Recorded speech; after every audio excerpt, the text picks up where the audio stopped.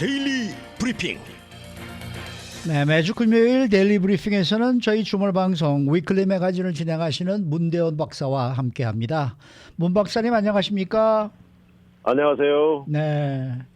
자, 이 본인이 너무나 좋아해서 열정적으로 일을 하는 커리어. 정말 부럽고 좋은 것인데 생각보다 여기서 생기는 부작용이 또 있다라는 소식입니다. 자, 이 본인이 원하던 직업을 잡고 일하는 것이야말로 부러운 일인데 무슨 문제가 있는 겁니까? 그러게요. 생각해보면 정말 자기가 좋아하는 일을 열정적으로 하는 거 참 좋을 것 같다는 생각인데 네. 여기도 뭐 부작용이 있네요. 이 33살의 바네사라는 여성이 있는데요. 네. 이 여성은 어린 시절부터 동물을 무지하게 좋아했다고 그래요. 그래가지고 어린 친구들하고 놀 때도 이렇게 뭐 자기가 늘 강아지 역할을 할 정도로 이렇게 동물을 좋아했다고 그래요. 어허. 그래서 이제 수의사가 돼볼까 그래가지고 근데 성적이 모자라서 수의과 대학은 상황이 안 됐고 그래도 좌절하지 않고 수의과의 테크니션이 되었다고 합니다. 그래 취직을 해서 아주 꿈 같은 직업을 갖고 이제 열심히 일을 했는데 근데 막상 일을 하다 보니까 생각하던 것보다 너무 힘든 상황이 많았다고 그래요.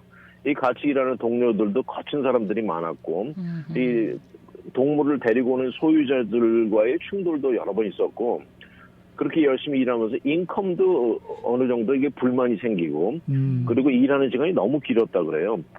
그래서 이 어려움을 극복해 보려고 다른 병원으로 몇 번 이렇게 옮겨보기도 했는데 한 가지 문제가 해결되면 또 다른 새로운 문제가 생기고 이러면서 어떤 날은 뭐 아침 7시부터 자정까지 일한 적도 있다고 그럽니다. 결국 이렇게 13년을 일을 했는데 이 분야를 영원히 떠나기로 마음먹었어요. 본인이 이 모든 것을 바쳐서 전념했는데 네. 정말 동물들에게 본인을 다 투자했다고 생각해도 과언이 아닌데 막상 본인은 잊어버렸다는 겁니다. 그래가지고 이제는 은행에서 일하게 됐는데 이제 원격 근무도 가능하고 현재 상황이 마음에 든다고 하는데 사실 이렇게 거의 뭐 인생 거의 다를 바쳐서 이렇게 일했던 분야를 떠난다는 거 또 새로운 시작을 한다는 게 쉬운 것은 아닌데요.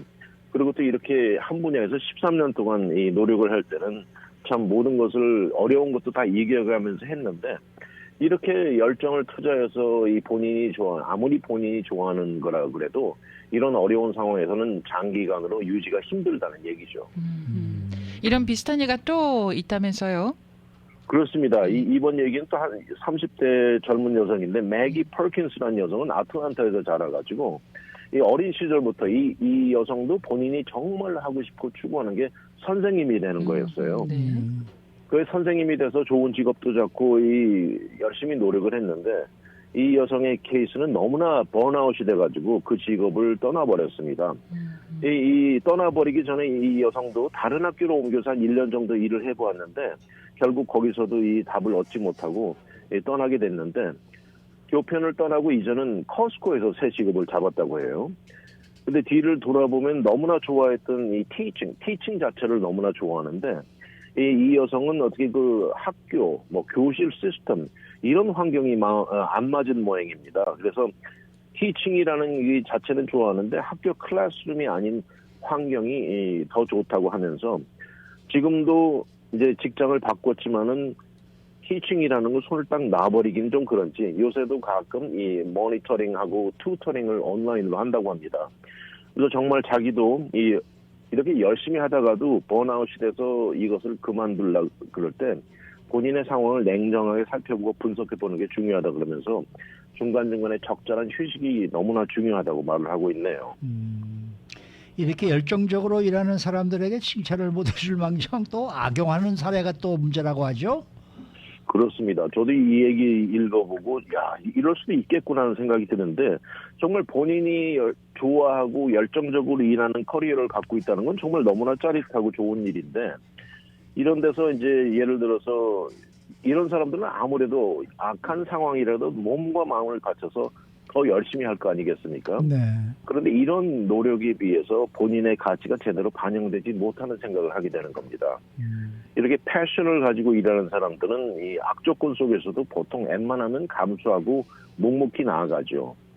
이 불공평한 노동 상황 이런 것도 감수하고 낮은 임금, 베네핏, 낮은 안정성 이런 것도 웬만하면 묵묵히 넘어가는데 이러다 보니까 일터에서는 이런 사람들이 이렇게 열심히 일하는 게 어느 순간부터 당연하게 돼버리는 거예요.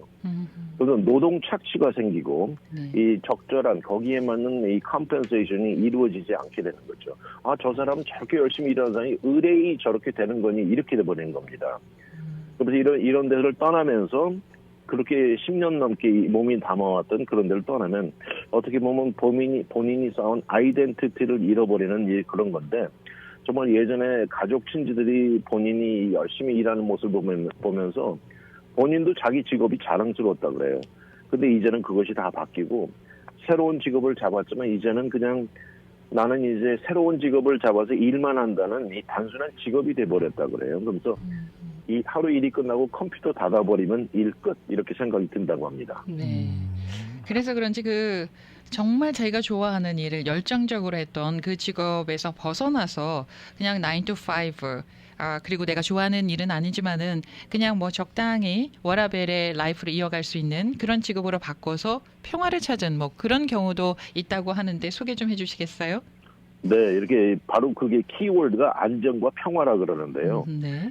25살의 앤드루라는 이 요리사를 꿈을 꾸던 청년이 있었는데 본인의 패션을 이루었습니다. 사실 25살의 나이로서 미슐린 스타 받은 그 식당의 페이스트리 셰프가 됐다고 하는데 이렇게 6년을 열심히 일하고 나서는 아주 그 커리어의 최고 탑에 있을 당시에 이 청년은 호스피탈리티 분야를 완전히 떠나고 말았습니다. 온 몸과 마음을 바쳤는데 그렇게 떠나게 된 이유가 자기가 19살에서 25살까지 나의 모든 것을 희생했다고 그래요. 친구들이 모두 즐거운 시간을 보낼 때 나는 부엌에서 노예였다고 말을 하면서 늘 피곤하고 과로로 피곤했고 근데 거기에 비해서 인컴도 제대로 못 받는 이런 형편없는 임금을 도저히 받아들일 수가 없었고 일주일에 70시간 정도 일을 했다고 합니다. 네. 근데 연봉이 1년에 22,000달러 조금 넘으니까 이게 말이 되냐고 묻죠. 네. 그러면서 갑자기 나는 뭐 하고 있나 하는 생각만 들었다고 합니다. 그리고 또 젊은 여성이 하나 있는데 에이드리언이라는 젊은 여성은 이 정말 본인이 열정적으로 추구하는 커리어를 찾다가 이제는 반대로 이 전통적인 9 to 5 잡으로 전향하면서 아주 안정된 스트럭처를 갖춘 삶을 갖게 됐다고 하는데 이 여성의 경우는 흥미롭습니다. 애초에 은행에서 텔러로 일하다가 이번 팬데믹 가운데 레이오프가 됐어요. 그러다가 우연한 기회에 친구가 소개를 해서 마리화나 파는 가게에서 일을 하게 됐다고 합니다. 근데 이 여성은 본인도 이 캐나비스를 사용을 자주 하고 즐기는데 그래서 그런지 이 분야에 상당한 관심이 많았습니다. 특히 뭐 의료용 마리화나며 이런 쪽에 본인이 예전부터 관심이 많아서 이곳에 이제 온 몸과 마음을 바쳐서 열심히 일했는데 이 여성은 여러 명 커스터머들로 인해서 이 부딪히는 사례들이 많았고 성폭행도 당했다고 합니다. 아, 그래요? 네, 그래가지고 결국은 이렇게 어려운 것을 뒤로하고 다시 은행으로 돌아가서 지금은 한층 더 이 여성의 경우는 이 보호받는 느낌이 든다고 그래요. 그래가지고 요새는 8 to 4 일을 하고 저녁 시간하고 주말 휴식이 이제는 너무 소중하다고 말을 하고 있네요. 그런데 이 사람들이 말입니다. 참 못된 게 어떤 사람이 정말 너무나 자기 일에 만족스러워하고 열정적으로 일을 하고 그러면은 저 사람을 좀 보수를 좀 조금 줘도 되지 않겠어? 이렇게 생각하는 사람들이 또 있을 것 같아요. 그렇습니다. 예. 어떤 이유로든 이 종업원이 열심히 일을 하고 또 아니면 얼마 정도 그 시간적으로 이 묶여 있는 사람들일 경우에는 고용주들이 조금 줘도 괜찮겠네는 하는 생각이 들면서 이런 열정을 악용하는 케이스가 그렇죠, 생각보다 그렇죠. 많다고 그래요. 네. 이런데 이 단어도 있는데 열정 착취가 될까요? 이게 바로 패션 익스플로이테이션이라고 부르는데 이런 상황을 악용한다는 겁니다. 그러니까 뭐 일은 많이 시키고 돈은 조금 주면서 다시 말해서 죽도록 일 시키고 봉급 조금 주는 거죠. 이런 것들이 이런 착취가 창의력이 더 요구되는 분야가 더 그렇다고 하는데 여기 나온 예를 들어서 뭐 저널리스트라든지 패션 스타일리스트 또 뮤지션 게임 디자이너 이런 분야에서 이런 일이 많다고 하네요. 그리고 지난 2020년에 나온 연구 결과가 있는데 30세 이하 젊은층 중에 47%가 거의 절반이죠. 아예 봉급 없이 인턴십으로 일한 경험이 있다고 다 얘기를 하네요.